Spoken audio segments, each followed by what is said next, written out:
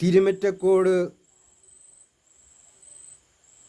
കറുകപ്പുതൂർ, പട്ടാമ്പി, വാവന്നൂർ, പെരിങ്ങന്നൂർ, അമ്പലവട്ടം ഇങ്ങനെ എല്ലാ മേഖലകളിലും അടിയന്തരമായി MBTയുടെ നേതൃത്വത്തിൽ വണ്ടികൾ പരിശോധിക്കേണ്ടതാണ്. യാതൊരു ലൈസൻസും ലക്കും ലഗാനും ഇല്ലാതെ വാഹനങ്ങൾ അതിവേഗം ചീറിപ്പായുകയും ഒരുപാട് പേര് ഈ വണ്ടിയിൽ അമിത വേഗത്തിൽ ചീറിപ്പായുകയും ചെയ്യുന്നു.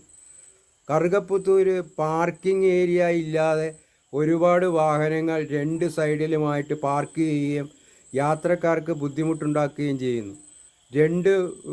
രണ്ട് ഭാഗത്തും ഇടതുവശത്തും വലതുവശത്തും വാഹനങ്ങൾ പാർക്ക് ചെയ്തിരിക്കുന്നതിന് കാരണം യാത്രക്കാർ നടന്നു പോകുവാനും സഞ്ചാരികൾക്കും ബസ് വന്ന് തിരിയുവാനും ലോറികൾക്ക് പോകുവാനും സൗകര്യമില്ലാത്തൊരവസ്ഥയാണ് ഇപ്പോൾ കണ്ടുവരുന്നത്. അടിയന്തരമായി ഇത് പരിശോധന നടത്തുകയും ഈ കുറ്റക്കാർക്കെതിരെ കർശന നടപടി സർക്കാർ സ്വീകരിക്കേണ്ടതുമാണ്.